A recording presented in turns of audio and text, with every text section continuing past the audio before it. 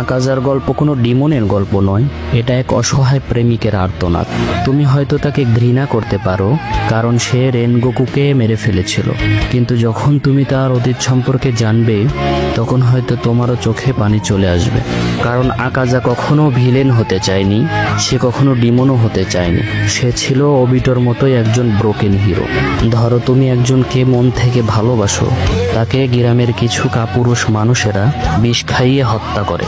তুমি বাড়ি ফিরে এসে দেখো তোমার প্রিয় মানুষের নিথর পড়ে আছে, তখন তোমার মনের অনুভূতি কেমন হবে? ঠিক একই কাজ আকাজার সাথেও হয়েছিল। সেই ভালোবাসা হারানোর যন্ত্রণা তাকে পাগল করে তোলে। প্রতিশোধ নিতে সে একাই 67 জন নিনজাকে খালি হাতে হত্যা করে ফেলে।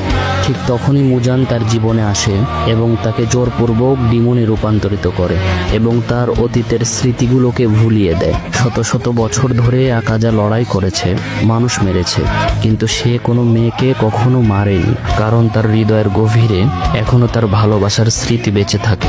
আর শেষ লড়াইয়ে আকাজার আবার মনে পড়ে তার ভালোবাসার মানুষের হাসি মুখ।